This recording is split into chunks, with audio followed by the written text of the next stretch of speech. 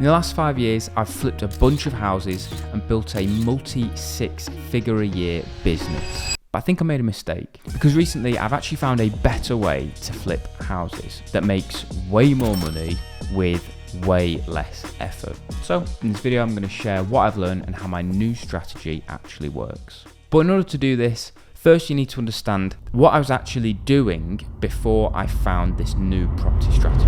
Just so that you can actually see how much money I think I've lost out on. I just got started flipping houses and I came across this really rundown bungalow. And when I say it was bad, I mean it was bad. It was dingy, the roof needed fixing. I mean, it just completely stank. But I knew that there was a lot of potential, so I bought it. We spent 3 months fixing the place up, fitting in a new kitchen, putting in a new bathroom, tearing out all the old rotten carpets, and it was hard work.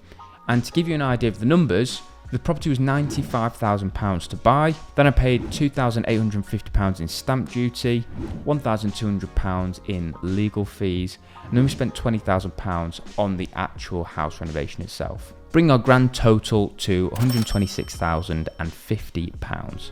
I remember I was so nervous when the valuer came round. I didn't sleep at all the night before. What if those 3 months had all been a massive waste? But I shouldn't have been so worried, because the place actually ended up skyrocketing in value. And all those long days of getting the work done and months of hard work had actually paid off. The place ended up actually selling for £185,000, meaning that once I paid back my investors, I walked away with a profit of £50,000. Now at the time, I was absolutely over the moon with this, as you can imagine, and £50,000 for just a few months' work is not too bad. But as you'll see at the end, now it makes me feel a little bit sick, because when I look back, it makes me think of two things. Firstly, it was a lot of work. Once the project was finished, I had to pretty much get the next property flip lined up, because I needed to not only pay off my investors, I needed to then pay myself and still have profit left over to save and build up my cash pot. So although the £50,000 felt great, I wasn't really making enough to save properly. And after a few years of this, I started to feel completely burnt out. Secondly, I now realise how much money I lost out on, because if I had used my new strategy from the beginning, I'd be absolutely laughing. So let's take a look at what I should have done. And then I'll actually reveal exactly how much money I missed out on if we push the figures to 3 years and 10 years down the line. Oh, and by the way, if you want to run these figures yourself, then you can sign up to our Property Investors Playbook in the description and get access to our free deal calculator along with a load of other resources. So if I was doing it all over again, when the valuer came round, I wouldn't have sold. Instead, I'd have got a new loan on the place and pulled out most of my money. How exactly does that work?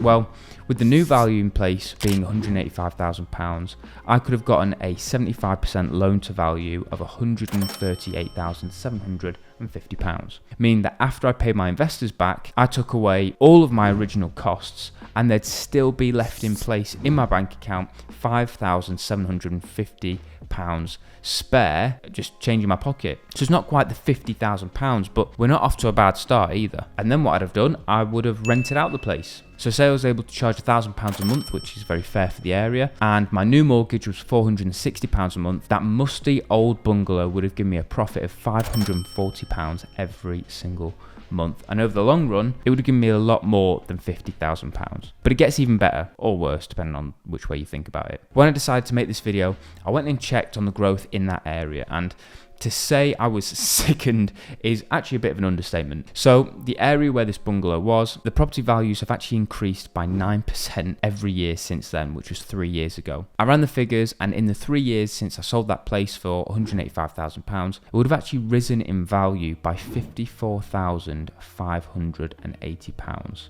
And after 10 years, if house prices had kept going at the same rate, it would be £299,212 more valuable. So yeah, I should have held on to it. But it gets even worse. This doesn't actually factor in the rent that I'd have made. So if I'd held on to the place, in just 3 years, I would have had almost £20,000 in rent. Now I know that wouldn't have covered my bills, but still £20,000 in passive income is nothing to be sniffed at. However, if we push the time horizon out to 10 years of renting the property out, I would have pocketed roughly £64,800 from my tenants. In other words, if I'd held on to that bungalow, in just 7 more years from now, I would have made £410,262 completely passively, without worrying about managing contractors or getting back to investors or having to redo a deal over and over again, which suddenly makes my £50,000 look a little bit crap. So yeah, the results are pretty insane, but they pretty much all hinge on one thing: pulling off a successful flip, or what this strategy is known as is buy, refurb, refinance. Because if you don't know how to add value to a property, you'll never be able to pull the money out or make any profit. But how exactly can you increase the value of a home, especially without completely blowing a budget if you're on a budget? Well, make sure you watch this video next, where I can walk you through the 6 cheapest ways to actually do that.